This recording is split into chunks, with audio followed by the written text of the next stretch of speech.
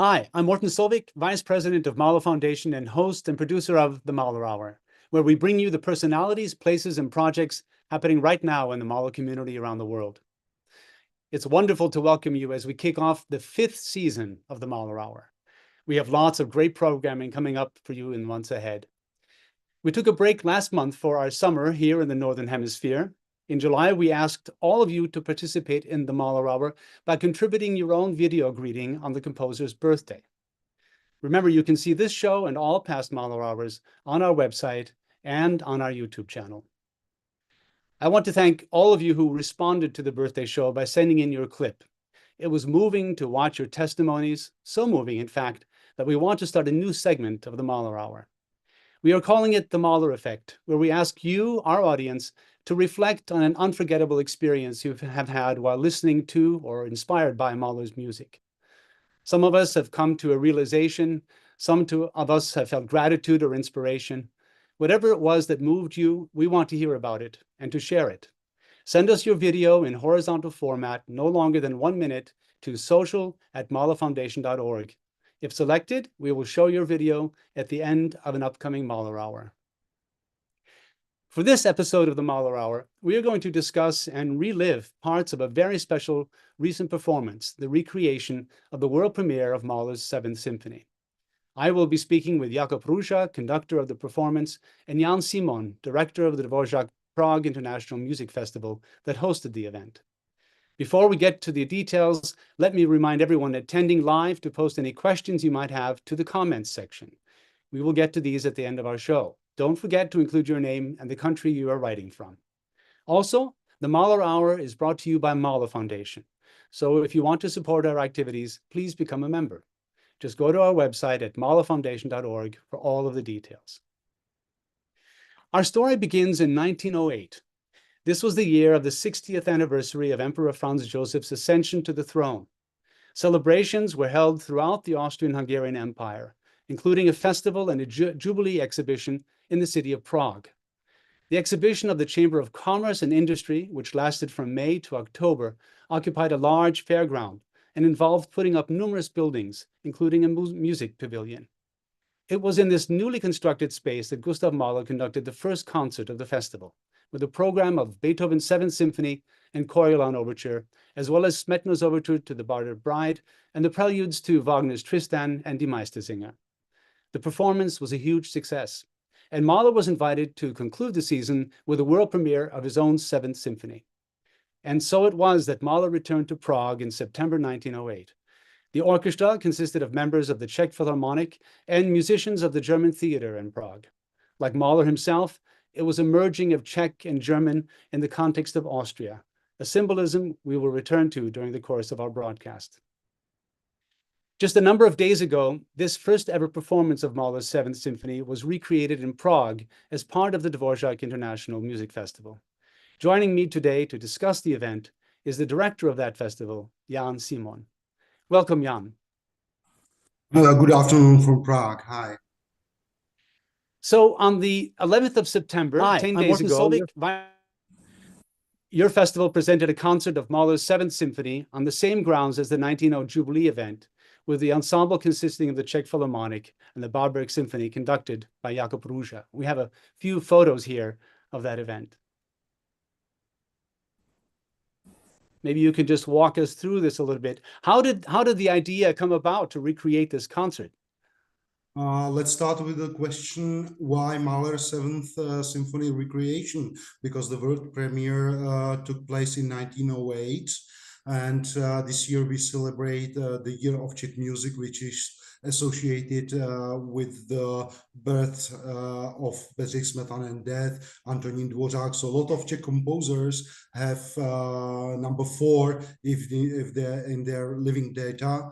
But the dramaturgy of the festival wanted to remember everything important what made the Czech musical history, and I think that event like world premiere of Mahler's 7th Symphony is one of the very important moments in the Czech musical history, and the associations and other contexts will be explained during this session, I guess. So the idea came in, I guess, at about 3 years ago when Bamberg Symphony was as a guest for Prague International Music Festival under the button of Jakob Hrusa, and we were discussing further projects, and we just mentioned, okay, so it wouldn't be bad to do really something very, very, very special. And then I had a look into the history, and the idea together with Jakob Hrusa was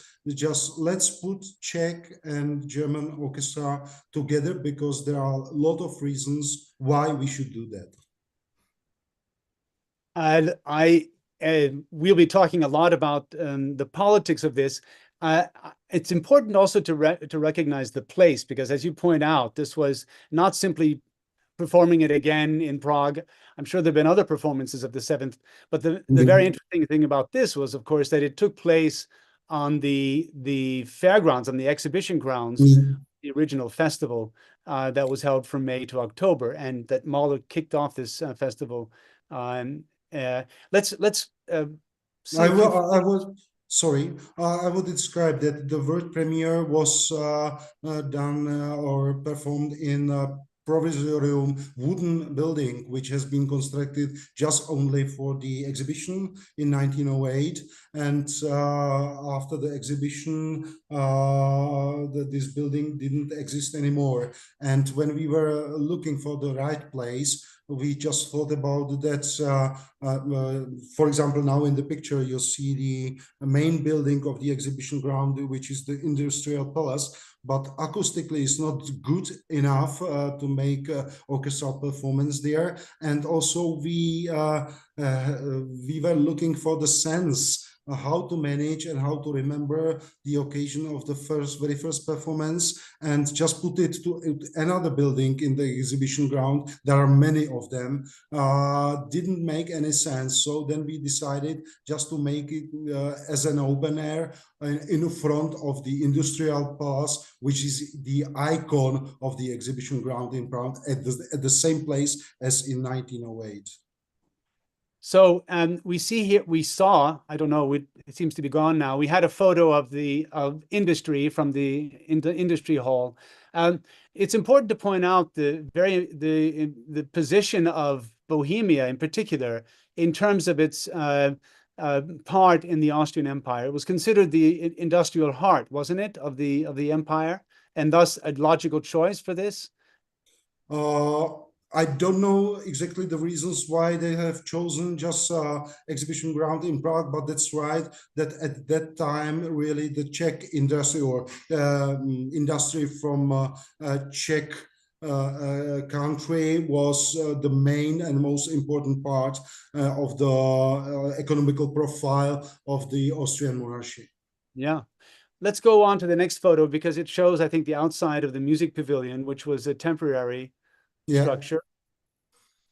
So I have to say that so I already read some review about the concert, I mean, which we released 2 weeks ago, and there were journalists who wrote, unfortunately, this building doesn't exist anymore because, honestly said, Prague is still missing the size of the concert hall, which would fit for such a big piece. I mean, for the orchestration like Mahler 7th, which would have suitable capacity and acoustic. We don't know anything about the acoustic, but there is no recording. But we can look inside. We have photos of the inside. Yeah.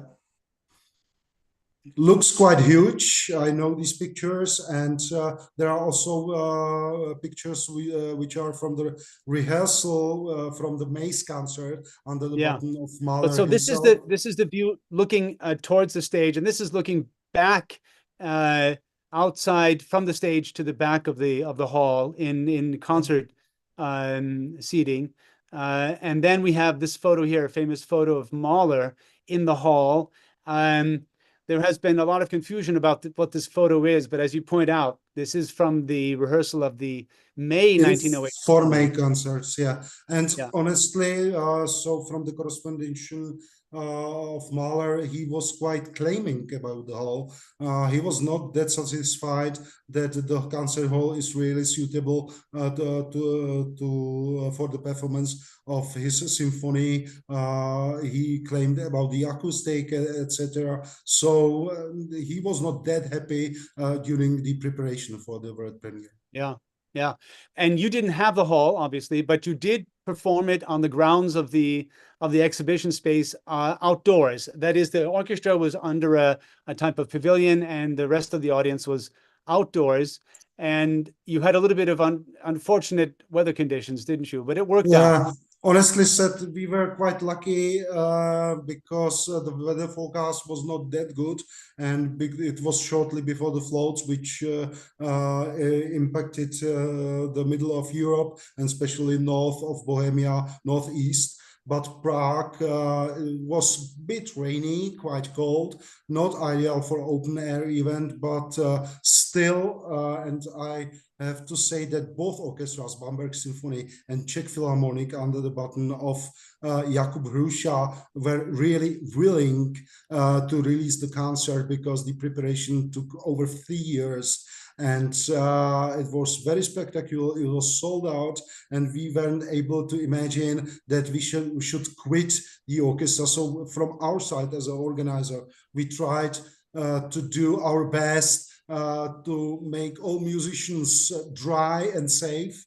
And the audience, as you can see in the picture, they had raincoats, etc. And although during the second movement, there was light rain, so then it stopped out. Although even Norwegian radar has shown that it was supposed to stop the rain already since 5 minutes, but it was still raining. But we survived, and I think that it was a huge success and really extraordinary open air event, because I'm not so close to organize open air events like to play in my country or Slavonic dances. It's too common, and we really wanted to do with Jakob, who's exceptional ambassador of the Czech music recently in global context, really exceptional project. So the concert, it looks like a lot of people. It's about 2,000 people, wasn't it, who attended? It was 2,300 there, and although there was a rain, just only 30 people left after the second movement, and the rest was present until the very end with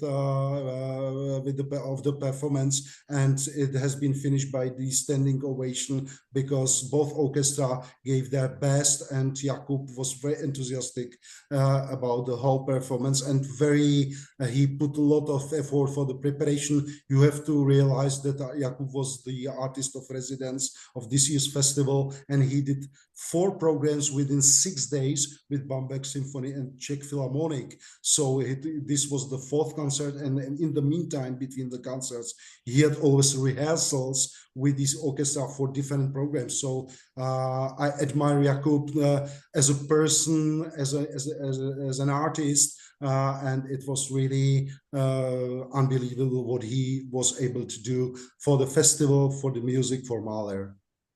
So we see here the logo that you used, which is one that uses the M as a kind of bridge between the Czech Philharmonic and the Bamberg Symphony. And in Czech at the top, it says "United by Mahler." So there are deeper dimensions to this I want to talk a little bit about. The Czech Philharmonic at the time was joined by the musicians of the German theater where Mahler himself had conducted. But so you brought it into modern times. Tell us the connection here between the German theater and the Bamberg Symphony, just briefly. Yeah, so the German theater after the Second World War has been cancelled, and after Beneš decrees, all Germans. Yeah, I'm having problems with your audio. Are you covering the audio somehow? No, I'm not. There, much better. Much better. Yeah, okay, I'll get closer. So the German citizens had to leave Czech Republic or Czechoslovakia after the Second World War, and most of the musicians from the theater took the direction Bamberg, and there founded Tonkünstler Orchester Bamberg, which is the real base and founder of Bamberger Symphoniker. And I think it was exactly in the right time when Jakob Hrusa, as a chief conductor of the Bamberger Symphoniker, and the principal guest conductor of the Czech Philharmonic was the person who united both orchestras, and replaced in somehow, in certain sense, Gustav Mahler. So we had the same ensembles to perform, and Jakob had the great idea not to have two separated orchestras performing together, but in each position they set always one member of the Bamberger Symphony Orchestra and one member of the Czech Philharmonic, just to declare the unity, which was just in contrary with the world premiere, where the relationship between German and Czech musicians facing the situation of that time in the Czech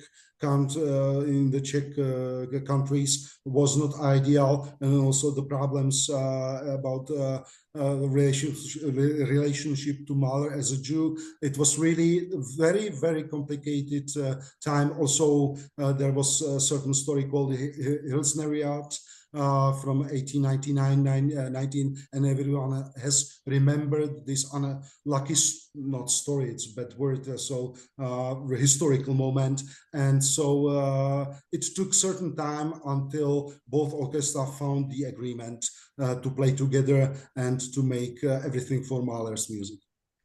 There's a letter that Mahler wrote to Bruno Walter, and he's very well aware of this. He writes, "My symphony is now to be introduced on 19 September in Prague, provided that the Czechs and the Germans haven't started a quarrel yet."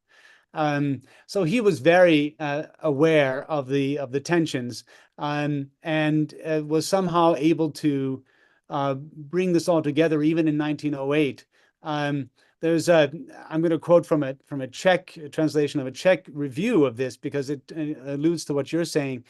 And the author writes, "Mahler's concert at the exhibition was bilingual, and the Germans were perhaps also in the majority in the audience. But as things stand in Prague, we are justified in speaking of this as a Czech concert. Mahler gave us this work, its world premiere here with us and for us." So it shows that somehow the force of Mahler's personality and maybe what he represented, we'll get to that in just a little bit, was able to overcome some of this. William Ritter writes, "By the end of it, there were neither Czechs, nor Germans, nor Jews, nor Christians. We were all brothers in music and in Mahler's art." So this is sort of a non-problem today, but it's one that you revisited by putting together these orchestras. How do you feel that Mahler might still unite today? Jan, we can't hear you. We have no, we can't hear you. Your microphone is not working. It's on. Now, oh, there you go. Again, yeah. Try again. Can you hear now me? We can hear you. Yeah, now okay. We can hear you. Music in general is universal language, so there are no words needed. It sounds like very official version, but that's really right. So you don't need anything. And I guess what was very important that time and is also very important this time is a certain kind of declaration of the importance of Middle European space. And the unity between Austria, Czech, Germany, which has a lot of common, not only musical history, but history in general and legacy. So I think these are things which might help to understand not only Mahler's music, but all our cultural activities, which should make our social space much better, and it concerns not only cultural life, I mean, let's say everyday culture, how we behave one to another, how we talk one to another, and this is what Mahler still can make better for us, and we should use it, this kind of offer. Yeah, and in an increasingly polarized world, how important is that? And how powerful Mahler in that context, as we've seen so many times. So this concert was part of your Dvorak Prague International Festival. but there's also a larger framework here, and you're calling it the Year of Czech Music, not just you. I mean, you have you and many others. Tell us a little bit about what the Year of Czech Music entails. Yeah, so principally it's led by the anniversary of Bedřich Smetana, who was born in 1824 and died in 1884. But there are coincidentally a lot of other Czech composers with similar living data as Antonín Dvořák, who died in 1904, Leoš Janáček, who was born in 1854. So this magical four for Czech, but also Václav Jan Tomášek, Erwin Schulhoff, a lot of them. And a lot of organizers and a lot of venues really put in their dramaturgy a lot of music written by Czech composers with this number 4 in their living data. But I thought that it would be nice also to show other important composers, events which happened. That's why we put Mahler. Anyway, the Seventh Symphony has been started to be composed in 1904. So the second and fourth movement were finished already in 1904. So, but it's just coincidence. That was the reason why we just put the symphony into our dramaturgy. But for example, Korngold, who was born in Brno, in Czech, we did a concert on his opera That City, Tote Stadt. So I wanted just to go through as a small anthology of Czech music, not only to perform the most celebrated composers of the Czech history, because the Czech musical legacy is much wider, and we tried with our festival to do it a bit on different way. Yes, and you point out something important about this very porous line between Czech and Austrian, because many of the figures you mentioned here, at least some of them, like Korngold and Mahler for that matter, are considered, you know, the Austrian German speakers, and hence, you know, the association with Austria, not with the Czech lands. But it's important, and there's so much richness there that you've just listed in just these 2 or 3 minutes, and that has been a focus of the Dvorak International, the Prague Festival as well this year. And on the other side, I have to say we have the Year of the Czech Music every year, because the main team is Antonín Dvořák. So we wanted just to make it on different way, and because we are very systematically performing Dvořák's work, not only the most famous pieces, but also early pieces. So the first symphonies, entire chamber music work. We go since 3 years through his string quartet literature, starting with pieces who no one performs on stage as a standard repertory. So we are very consequent, and we don't want to have Dvořák's name in the title of the festival as the marketing instrument, but really be very honest with the Dvořák's legacy and his contemporaries and preceders. But also we try to find new composers to create or to help to find new Dvořáks for the 21st and 22nd century. Right. That's our task and what we try to do. Very, very good. Well, thank you for coming up with this idea and working with Master Hrusa to put together a tremendous production. I hear that this will be available online at some point, and we will be sure to put that on our website as well, for everyone to see the concert when it's ready for release. Thank you very much for being our guest today, Jan. It was a pleasure. Thank you. Just a reminder, if you are with us live, feel free to send us questions through the chat. We'll be able to answer at the end in a Q&A session at the end of the hour.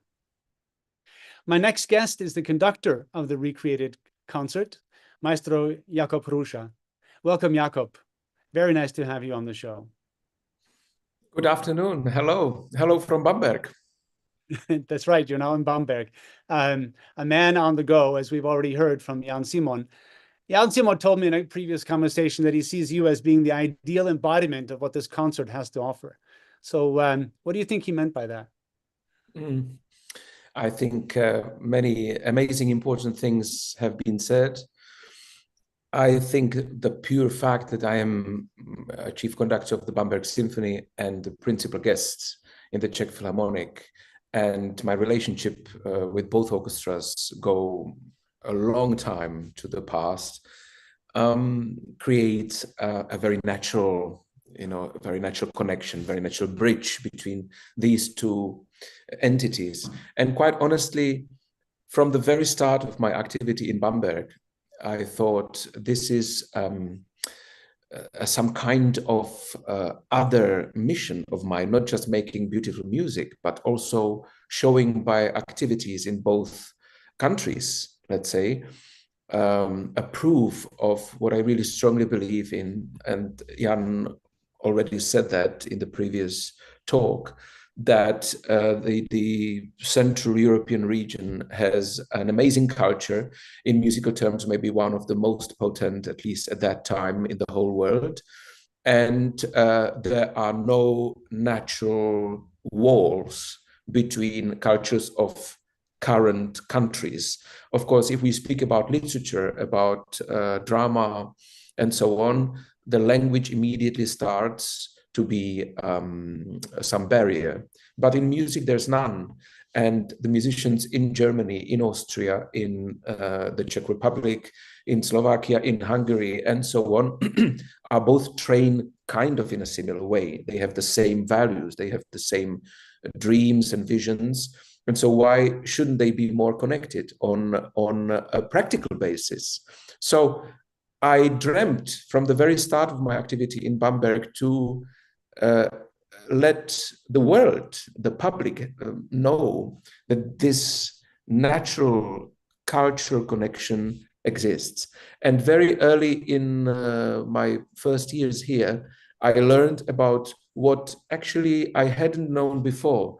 That is the presence of the German musicians at the premiere of the Mahler 7, because officially in the books, in the files, you read Czech Philharmonic. It's not said anywhere. But of course, my colleagues here in Bamberg, especially the intendant Markus Axt, is very proud of the origins of the orchestra in Bohemia, and claims this is something we should actually not hide, on the contrary, to show. It's a natural platform of our activity. And so he brought this fact to my attention, and we could exaggerate this kind of reach of the roots of our orchestra into much further. With just a little bit of exaggeration, we like to say our orchestra, that is the musicians representing the German-speaking culture in Prague, went back to the premiere of the Giovanni by Mozart. Yeah. And actually, in a way, there is a parallel there, because Mozart also obviously was no one living in Bohemia, and unlike Mahler, not even born there. But he realized very well what a potential the local culture has for understanding his music. And especially when it got really tough in Vienna, he found a second breath and real appreciation in Prague. And I think Mahler was definitely aware of this. And his time in Vienna also was nothing easy at the time. And so despite the potential conflicts with the Czech-speaking side, or potential anti-Semitism, that all has been touched already, I think he thought this would be a beautiful opportunity to let his Seventh Symphony to be done for the first time on a different soil, not really neutral, but somehow incorporating more components. So the idea or the goal, the dream of his music, which is the universal reach, this kind of embracing the whole cosmos, can on this multicolored platform can really reach new horizons. So I was very fond of this idea, and at that point I thought, wow, it would be really great to recreate it. Now, it's a beautiful thought, and of course, you could say that there are more prosaic reasons behind this. When Mahler, conducted the Czech Philharmonic in May 1908, there weren't enough musicians to play the Seventh, so they needed more people. But I think it was also a little bit of a provocative, innovative idea to call on exactly the German theater musicians to enter this. And I don't want to read too much into it, but there's something of a statement there, as you say. And I think this brings out Mahler's universality and his own personality, which brings together exactly these cultural currents. But you're going to have two orchestras, two professional orchestras today, who are going to share stands and who are actually going to put together an entire symphony. How did that go down today? Maybe more on a more practical level. First of all, I made vocal that I want that project within the orchestras, each of them, voluntary. I hated the idea or even an imagination that I would, or any administration in any of those two orchestras would come and say, you have to participate on this because it's your job and you just go and play, like it or not, you do it. This was absolutely prohibited a field for me. I made sure that the musicians who participate want to do it. Mm-hmm. To my amazing satisfaction, there were so many of them. So actually majority of both orchestras wanted to take part of this. And so my trouble was rather to choose, right, who to take from which orchestra. Now we know back in 1908, it was the majority was Czech. So the German element was kind of a helping factor. And the statement, as you said, just a little diversion. I wanted to comment on your comment that the relationship between Czech-speaking and German-speaking musicians and people in general in Bohemia, it was fluctuating. I mean, depended on what fashion, what kind of wave of politics, what elections, what events. Occasionally, it was actually quite harmonious. And at other points, it was extremely sharply opposed to each other. And so I think it would be a mistake to consider the relationship of those two nations back then as only problematic. I think we see also in the next period or later period that very often, actually, especially the musicians already then and today, it's not different. They might have opinions about stuff, but then in the end, they want to make music. So if a colleague calls them from a rivaling orchestra and says, come and help us and play with us, people just don't stop doing it, with exceptions, of course. So I think maybe the public image and even maybe the image in Mahler's view was more somehow more sharper and somehow more supporting the idea of conflict than it was the case. I think the musicians knew each other and occasionally really helped out in both opera houses and so on. But back to your question. So I think it would have been a nonsense to imitate the, say, 60-40 ratio. So I really wanted half and half. That, of course, was met with understanding on both sides. And I had several ways as a plan how to do it. I also considered like maybe taking the whole section from one orchestra, say, for example, horns from one, and then the trumpets from another, and the woodwind section from one, and then, I don't know, percussion section from another. But then I discarded this and decided, no, I really want to take a risk of putting really people who don't know each other next to one another. I think it really the charm of this friendship making through universally beautiful music and through motivation and through preparation on each side, and then meeting people at the same stand, which is very intimate. I don't know if the public can really imagine fully what it means to play with someone next to you. We saw it in the COVID time, for example, how many problems between people were solved because suddenly people didn't need to communicate to their neighbors. Many of them actually said, "Oh, let's keep it. Let's play just one person at a stand because I'm not going to be disturbed by the colleague."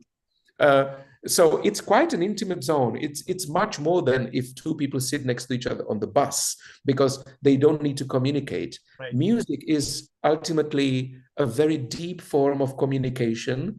And when you play the same phrase, the same dynamic, the same color, you have to somehow, tune yourself to your neighbor. And in my view, in my eyes, that embodied exactly the ideal I wanted to embrace. I wanted people really to forget where they are from and what they think about this and that, and really go on the same wave provided to us with beauty and truth and power of Mahler music. I have to say, I was a little concerned about it and thought I would reveal now to the public that the night before the first rehearsal, I didn't sleep very well because suddenly all catastrophic scenarios came to my mind. And I kind of remembered Mahler tackling the situation and thought, oh my God, it could all go extremely wrong. But fortunately, the reality, and now again, I don't say that only because I want to do a good marketing. It's the past anyway. But unfortunately, the reality superseded my expectation in the most positive way. I had probably never before, with an exception of some festival orchestras, I had never before seen anything so harmonious, so friendly, and so sharp in attention, and so quality-like on top. Because no one of those musicians wanted to seem to be worse than the other. And so they really went for it. And yet the atmosphere was very relaxed from the very first rehearsal.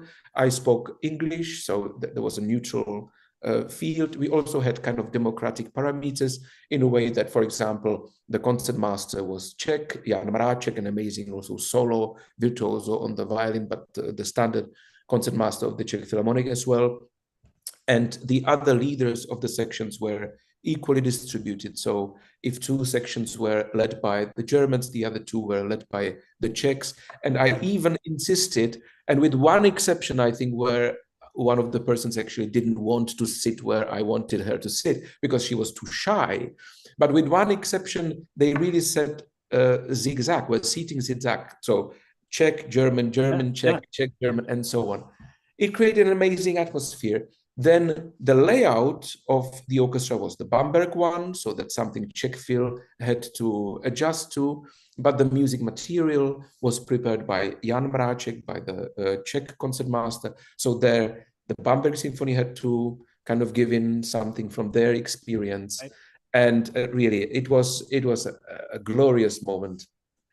I can't really think of projects that were quite this radical and successful. That's so congratulations. And of course, it helps that you are both the principal conductor of the Bamberg and the principal guest conductor of the Czech Philharmonic. All of that means they could place their trust in you. Let's talk a little bit about Mahler, because it's sort of an interesting overlap there. He famously embraced many identities, as we all know, a Bohemian among Austrians, an Austrian among Germans, and a Jew in all the world, as he is famously quoted. How Czech was Mahler? May I just have a little insert? Yes, just a little kind of educational insert. It's a very tricky point to explain. We Czechs have the same word for kind of two aspects of Czechness, So there's a word Český, which means Czech, and there's a word Český, equally the same word for Bohemian. And I think it's very important to distinguish, because Czech, as an adjective, has nothing to do with Mahler. He was everything else but not Czech, because Czech is anything which connects you to the basically statehood of Czech kingdom and the history, which is quite colorful. And before the Austrian Empire kind of took over, after the 30 Years' War, we had glorious periods of the history where actually the Czech kingdom was rather very powerful force in Central Europe. So that's, those called Czech lands, it has some kind of a political affiliation, and Mahler has nothing to do with that. But he definitely was Bohemian. And it's funny because he could even be considered Moravian too, because he was born exactly on the border between those two main lands of Czech lands, Bohemia and Moravia, which is symptomatic, because it's kind of in the middle of nowhere in the area which was predominantly German speaking. And he was a Jew, a Jewish family. So all possible currents of influence were present in his life. I think you are kind of asking about the presence of what people usually connect to Czech music, such as Dvořák or Smetana or Janáček in Mahler's oeuvre. Well, there are rather signals of the local identity. I mean, there are sounds, situations, and scenes which are very typical for the Czech lands, but definitely Mahler's language as such and his source of inspiration musically, the materially which influenced him, is not the material predominantly Czech. It's much more a German-speaking culture, by which I mean Austrian and other German-speaking culture. So I don't think we can read Czechness into Mahler's music. However, I do think that if you are breathing culturally, even today in a globalized world, the same air, if you actually live in the same space where he was born, if you are surrounded by the same nature, if you have heard the same ways of showing the local culture, you know, funeral music, birth music, military music, parades, sounds of the local nature, you know, sounds of the animals, and sounds of the local rivers and whatever.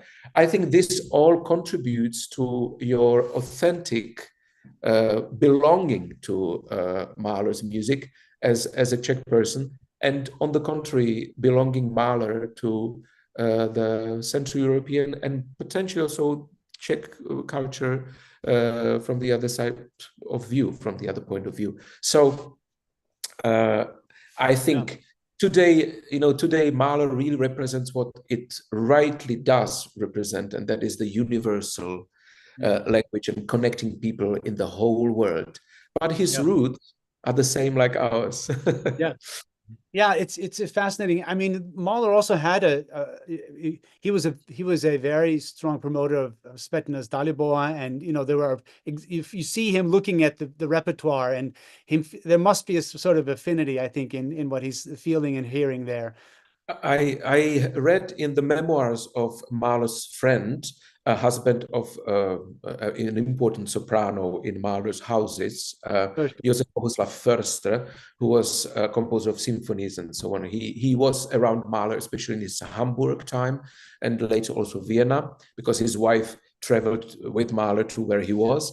And he remembered a fascinating thing, that Mahler, as he was doing the Battered Bride, obviously in German, as we all know, and that particular piece actually works quite well in German. It is very friends with the German language. Mm-hmm. He nevertheless insisted on having Czech natives present the text to him in Czech, so that he can connect to the spirit and soul of the piece on a deeper level.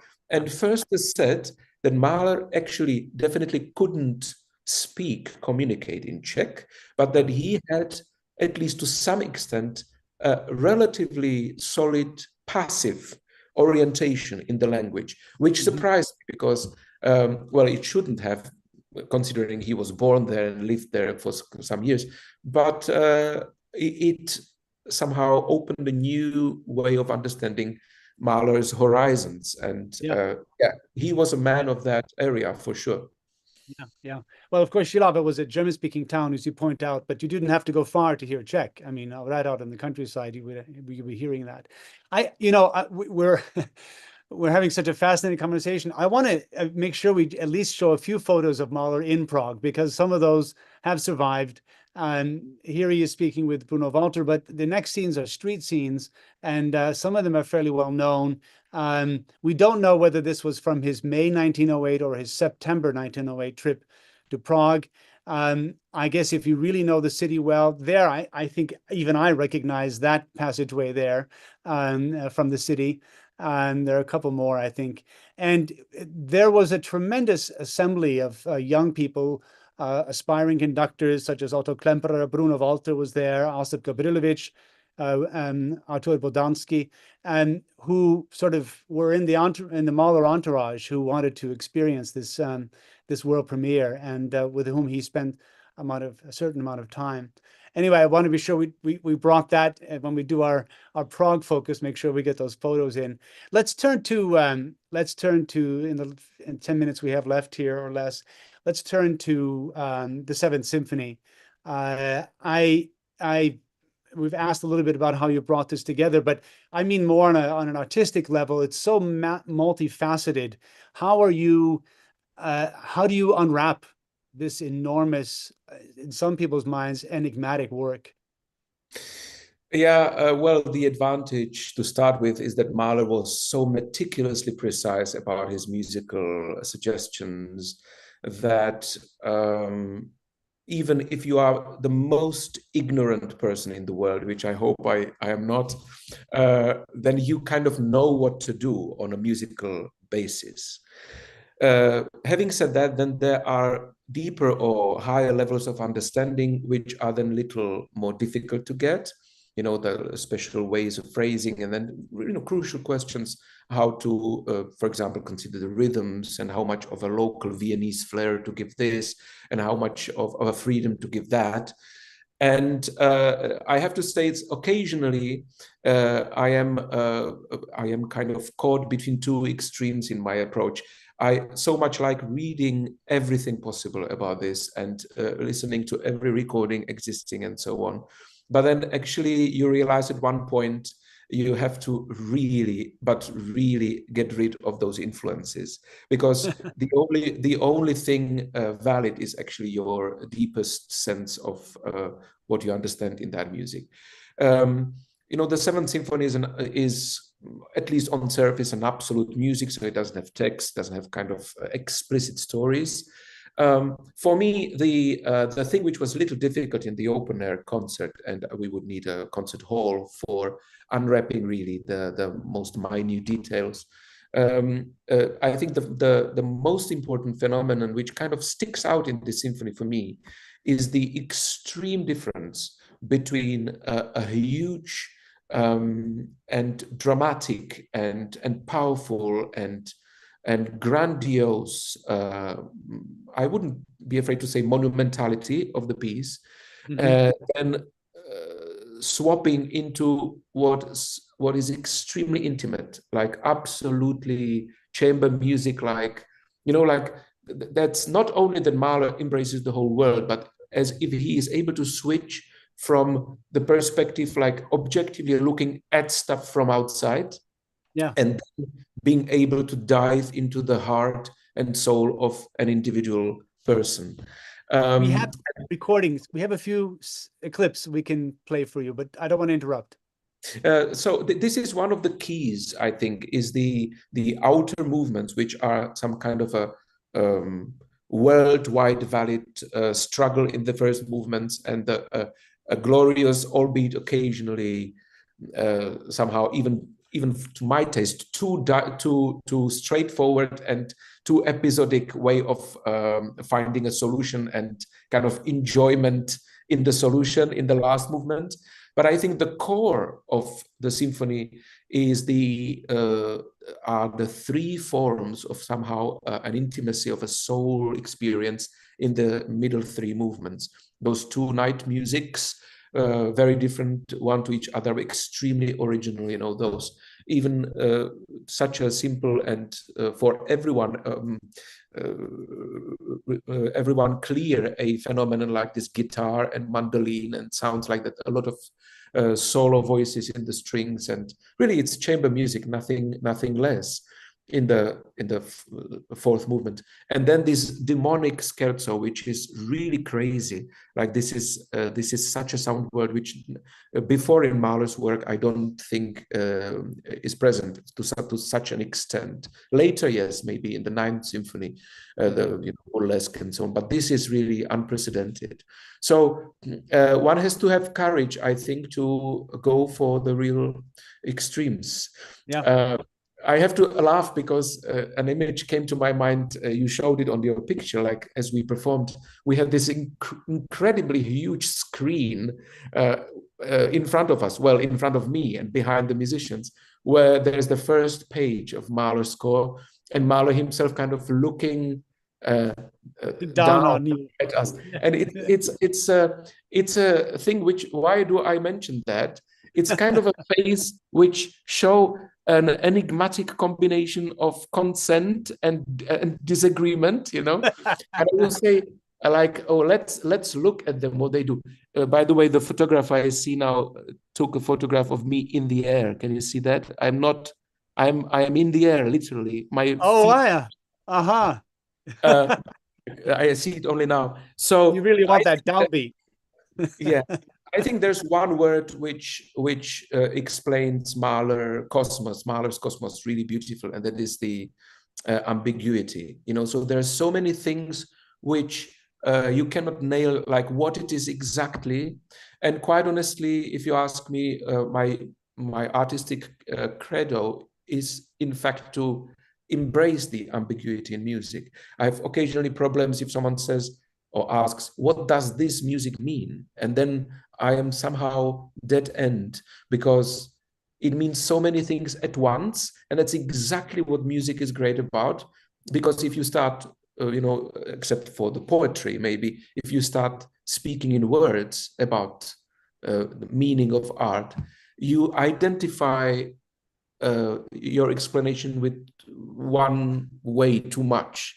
So I think Mahler's music is a phenomenal contribution to this idea of ambiguity, which is our life. You know, we are happy one moment and unhappy at the other, or even better to say, at the same time. And I think that was really typical for this zeitgeist of his age. You know, like you can be extremely happy and extremely desperate at the same time. Yeah. And music is able to actually show this.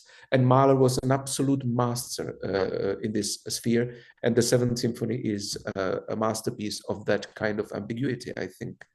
Well, I don't want to withhold this from our audience. Let's just play from the very beginning, that very enigmatic opening, just the first few seconds, so we can hear the tenor horn, that famous melody at the beginning.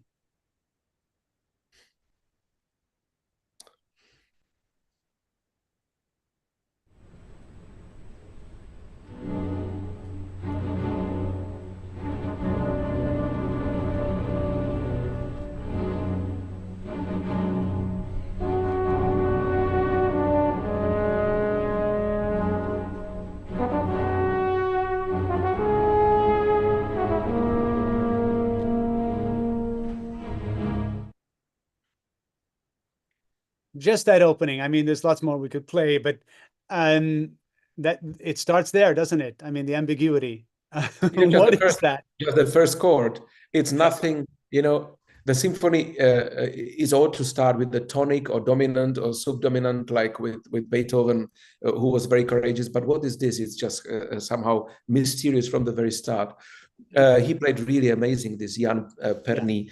The only thing is that the microphones needs to be adjusted for the later broadcast. I hope they will do what I want to, because he was much more audible. I mean, it must be much more present, this tenor horn, but it was glorious playing.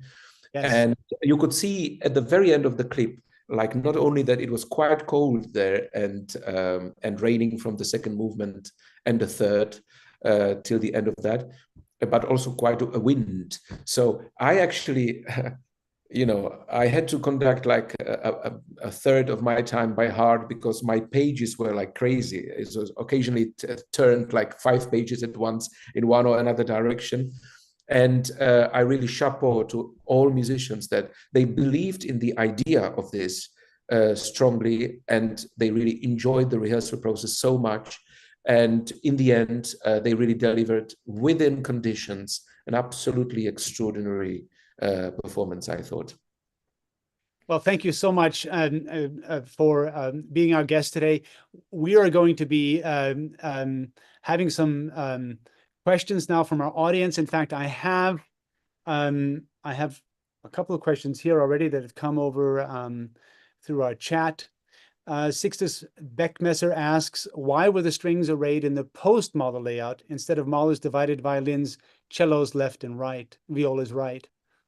Yeah, it's a very good question. As I said, we took the layout which we have in Bamberg. If I did what you rightly say, then it would be a foreign layout for both orchestras. But on top of that, it's not just I am benevolent or kind of lazy to adjust. I personally think that unless the double basses are placed at the very back of the podium, like behind the brass, which in this open-air case, I think would be extremely difficult. It only works in the halls where the wall, which is behind, like Musikverein in Vienna, really provides the double basses with amazing resonance. I think the main thing which needs to be followed is this stereo effect of the second and first violins. And in our case, we have even the same number, which is these days very rarely the case. So the violins needs to sound from both sides. But then whether the cellos go from left or from right, I personally consider less important. Of course, in a textbook way, like if we want to be musicologically and historically correct, yes, it should be the other way around. But for me, in terms of real effect, the main aspect to follow is this stereo position of the violins. Yes. I have one more question. Alistair Burns writes, I would like to hear Jakob or Jan's thoughts on the greatest Czech recordings of Mahler. For me, Karel Ansel's recording of the Ninth was what got me into classical music. I know that recording very well. Ansel unfortunately recorded only the first and ninth, as far as I know. And that was kind of typical for his age, because the other ones, especially the huge ones with singing and texts, especially number 8 and so on, were considered in the modernist time after the Second World War by many people as too extravagant and too big and so on. Right. So I think his nature, it's an interesting thing, because Angel was a rather a little drier type of a personality, not very romantic, but it's extraordinary what quality he achieved with his well-trained orchestra, Czech Philharmonic. But there's Kubelik, of course. Obviously, Kubelik didn't record Mahler with Czech orchestras, but he was absolutely, indisputably a Czech person who emigrated in 1948. And he was, I think, the one who recorded the very first cycle of Mahler symphonies with, or at least one of the first, with Bavarian Radio. And we spoke some dozens of minutes ago about Czechness in Mahler's music. Well, if we consider, even if we consider his orchestra being German, Bavarian, I think you can sense the qualities of this deeper or deepest connection on the basis of the same roots with Mahler. And there are, especially in the earlier works, like the Symphony number 1 and 2, they sound somehow more Bohemian occasionally than, say, if the performance is conducted by Leonard Bernstein or Claudio Abbado or anyone else. Mm-hmm. One more question. Could you talk more about why some conductors use scores and others don't? I've always wondered. Well, it depends if you know the score so well that you know, let me interrupt my sentence, which was even too obvious, and say something deeper. I think many of us, when we already stand there and conduct an orchestra in a piece which is a core repertoire or not an extravagant, you know, or contemporary piece of music, we kind of know at least portions or general shape of the piece by heart. But it's relatively easy just to kind of navigate by beating the time, the orchestra through a piece, and kind of having so many details escaping your attention because you don't see them, because it's so complex.